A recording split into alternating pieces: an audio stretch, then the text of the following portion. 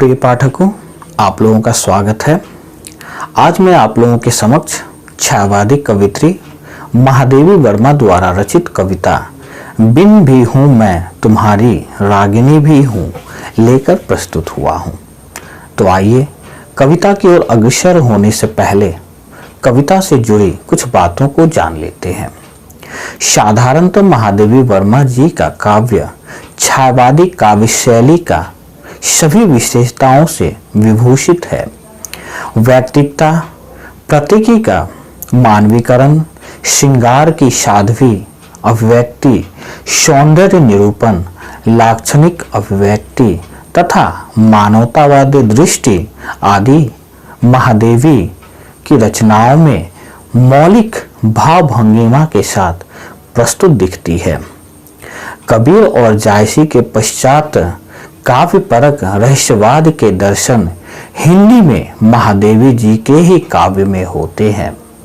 महादेवी वर्मा जी अज्ञात प्रियतम के प्रति प्रणय निवेदन के क्षणों को अपने में आध्यात्मिक छोरों का स्पर्श करने लगती है। देखा जाए तो छायावादी कवित्री होने के बावजूद भी महादेवी जी ने लोक चेतना से स्वयं को पूर्णतया विच्छिन्न नहीं किया। महादेवी जी द्वारा रचित काव्य अनुभूतियों का काव्य है। उनके काव्यों में देश, समाज या युग का चित्रांकन नहीं है, बल्कि उसमें कवित्री की निजी अनुभूतियों की अभिव्यक्ति हुई है। उनकी अनुभूतियां प्राय अज्ञात प्रियतम के प्रति मौन समर्पण के रूप में है। उनका काव्य उनके जीवन काल में आने वाले विविध पड़ावों के समान है। उनमें प्रेम का एक प्रमुख तत्व है। जिस प्रकार अलौकिकता का आवरण पड़ा हुआ है, इनमें प्राय सहज मानवीय भावनाओं और आकर्षण के स्थूल संकेत नहीं दिए गए हैं, बल्कि प्रतीकों के द्वारा भावनाओं को व्यक्त किया गया है। महादेवी जी ने सर्वत्र अपनी प्रणय भावना का उन्नयन और परिष्कार किया है। उनके प्रेम का आलंबन विराट एवं विशाल है। जो उनके द्वारा रचित कविता बिन भी हूँ मैं तुम्हारी रागिनी भी हूँ मैं अलौकिक है। यह कविता महादेवी जी के निर्जा नामक काव्य संग्रह में संग्रहित है। यह कविता जीवात्मा एवं परमात्मा के मध्य चिरंतन संबंध को प्रतिपादित करती है। तो आइए कविता की ओर अग्रसर होते हैं। मैंने कविता को 4 टुकड़ों में विभक्त किया है ताकि मुझे कविता की पाठन एवं व्याख्यान में सुविधा हो और साथ ही पाठक गणों को समझने में आसानी हो। कविता में आए हुए कुछ कठिन शब्दों को मैंने लाल रंग से दर्शाया है एवं साथ ही उनके अर्थों को नीले रंग से दाहिने ओर दर्शाया हूं, जो कि स्पष्ट रूप से आप लोगों के समक्ष प्रस्तुत है। तो आइए कविता के वाचन की ओर बढ़ते हैं।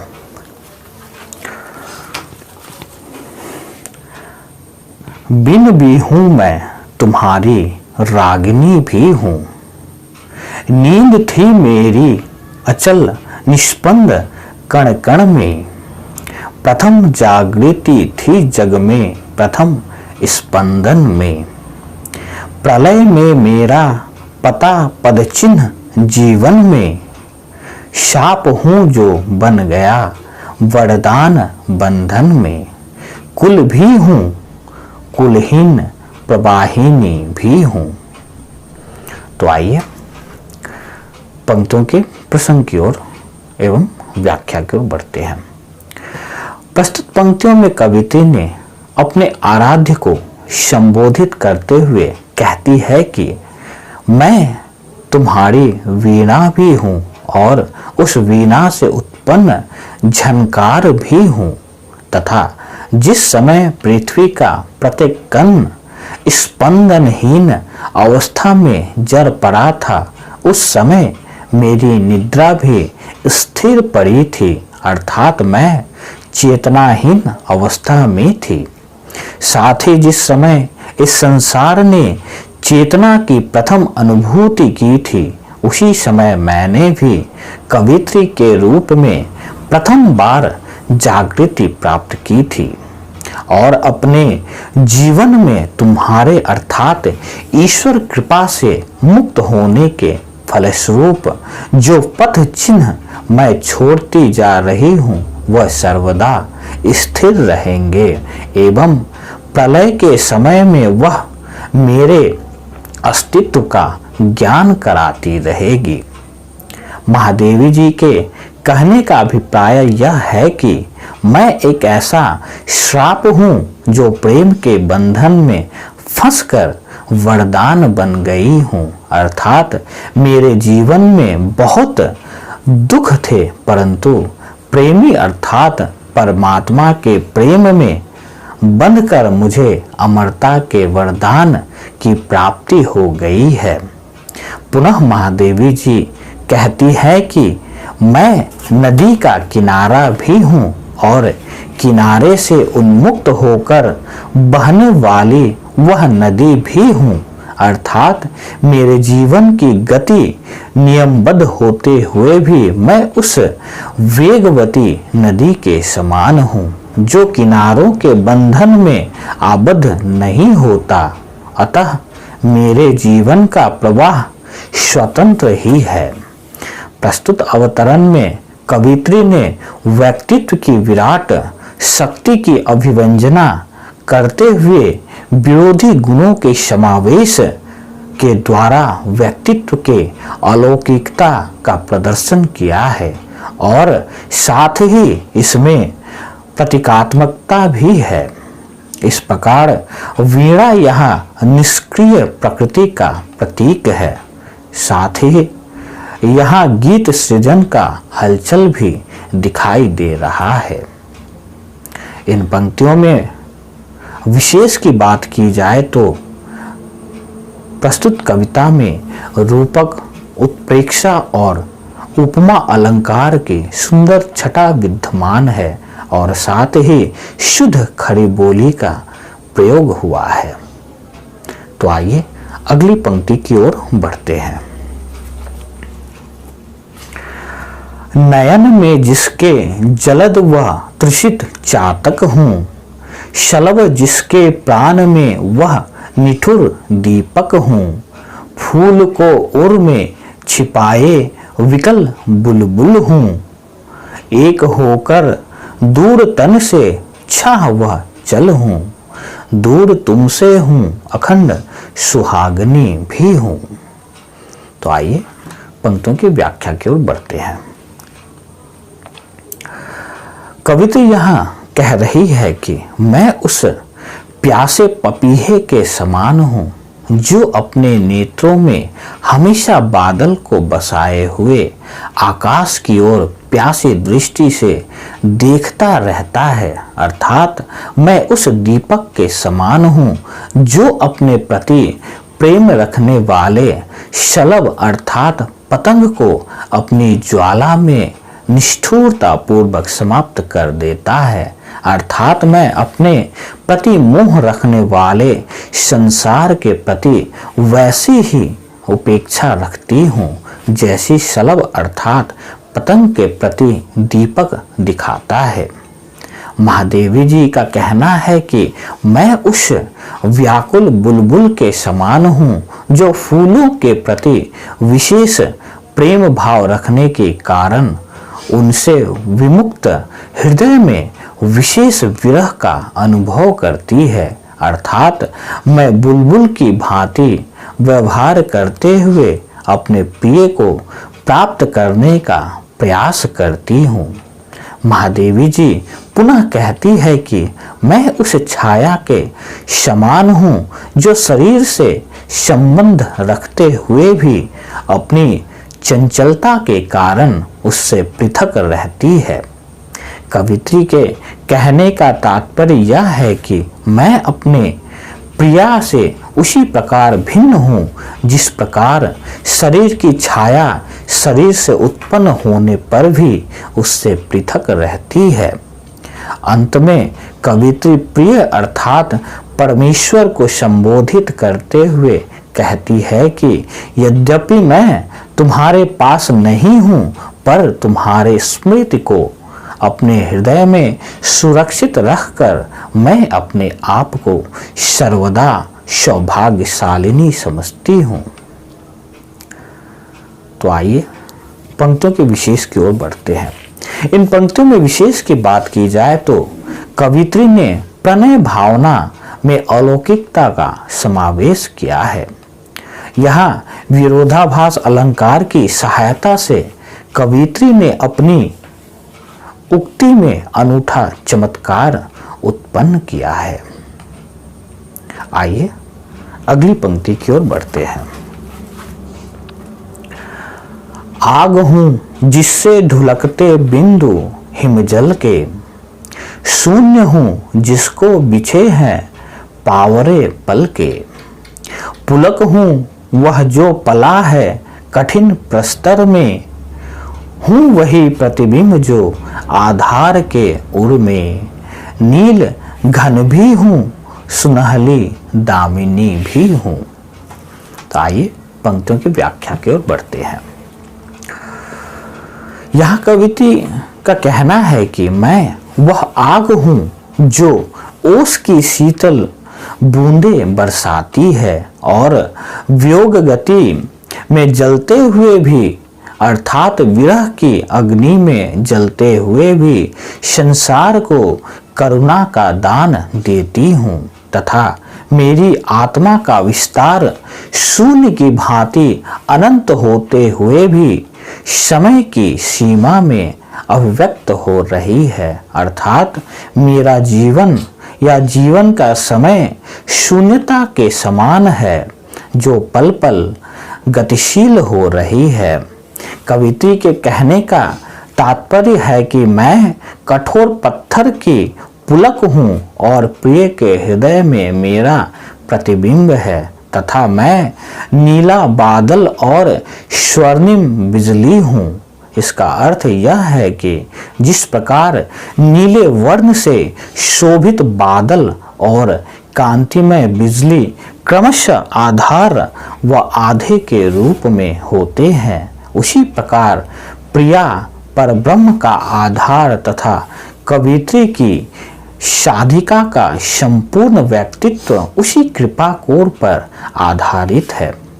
अर्थात ईश्वर की अनुकंपा पर मेरी अर्थात महादेवी का पूरा जीवन साधिका के रूप में आधारित है। प्रस्तुत पंक्तियों में विशेष की बात की जाए तो इन पंक्तियों में कवित्री ने प्रकृति के उपादानों के माध्यम से उसे अपनी हृदय के अनूठी भावनाओं का चित्रण किया है तथा महादेवी जी ने आग सी ओस की शीतल बूंदों की वर्षा और पत्थर के पुलक की कल्पना कर विरोधाभास अलंकार की योजना की है। तो आइए अगली पंक्ति की ओर बढ़ते हैं। नाश भी हूँ मैं अनंत विकास का क्रम भी, त्याग का दिन भी चरम आसक्ति का तम भी, तार भी आघात भी झनकार की गति भी, पात्र भी मधु भी मधुप भी मधुर विस्मृति भी, अधर भी हूँ और स्मित की चांदनी भी। ताइए पंक्तियों की व्याख्या करते हैं। कवित्री यहाँ कह रही है कि मैं नाश भी हूँ और विकास की धारा भी, अर्थात मैं नष्ट भी हो सकती हूँ और सतत प्रगति भी कर सकती हूँ।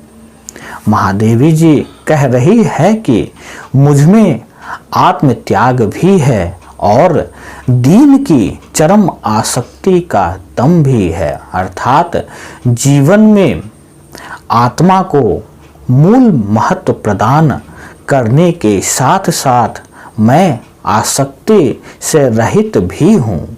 महादेवी जी पुनः कहती है कि वीणा के तार को झंकित करने वाला आधार भी हूँ और उत्पन्न होने वाले झनकार भी हूँ। अर्थात जिस प्रकार आघात से वीणा के तार एक प्रकार के मधुर झनकार उत्पन्न कर देती है, उसी प्रकार जीवन संघर्षों के प्रभाव से मैं भी परिश्रम में लीन हो जाती हूँ। कवित्री का कहना है कि मैं मदिरा पीने का प्याला भी हूँ, अर्थात शराब भी हूँ, कहे तो मदमक्त मधुर भी हूँ और विस्मित भी हूँ। अर्थात मैं मदिरा का पान कर अपनी चिंताओं को त्याग कर भौरों की भांति संसार के प्रति आकृष्ट हो अपने जीवन की विगत मधुर स्मृतियों को साकार करने वाली भी हूँ। कवित्री का तात्पर्य है कि मैं अधर भी हूँ और अधरों पर मंडराने वाली चांदनी के समान उज्जवल मुस्कुराहट भी हूँ, या कहे तो अधर भी हूँ और विस्मित की चांदनी भी हूँ। प्रस्तुत पंक्तियों में हम विशेष की बात करें तो प्रस्तुत पंक्तियों में कवित्री ने व्यक्तित्व की विराट शक्तियों को अवसर प्रदान किया है। इस प्रकार हम देख सकते हैं कि यह कविता रहस्यमय होने के कारण यहाँ जीवात्मा और परमात्मा की तल्लीन अवस्था का चित्रण करते हुए यह प्रतिपादित किया है कि जिस समय जीवात्मा को परमात्मा का साक्षात्कार होता है, उस समय वह जीवात्मा मुक्त हो जाती है और अपने में सर्वशक्तियों का अनुभव करता है। इस प्रकार जीवात्मा की स्थिति का रम्य चित्रण करने के साथ साथ जीव की जड़ अवस्था की ओर संकेत करते हुए दैवी आलोक फैलाने पर उसके चेतन होने की ओर संकेत किया गया है। साथ ही यह भी स्पष्ट किया गया है कि चेतना प्राप्ति के पश्चात जीव को ईश्वर की भांति अमर होने का वरदान प्राप्त हो जाता है और उसके जीवन के सारे श्राप वरदानों में परिवर्तित होती जान पड़ती है। इसी प्रकार इस कविता में श्रेष्ठ प्रतीकों की योजना भी है। साथ ही रूपक, उत्प्रेक्षा, अनुप्रास, विरोधाभास आदि अलंकारों का सुंदर चित्रण हुआ है। तो मैं आशा करता हूँ कि मेरे आज का यह व्याख्यान सार्थक सिद्ध होगा। आप लोग से अनुरोध है कि मेरे इस चैनल को आप लोग लाइक एवं सब्सक्राइब करें ताकि अगली वीडियो के साथ फिर से आप लोगों के समक्ष प्रस्तुत हो सकूं। धन्यवाद।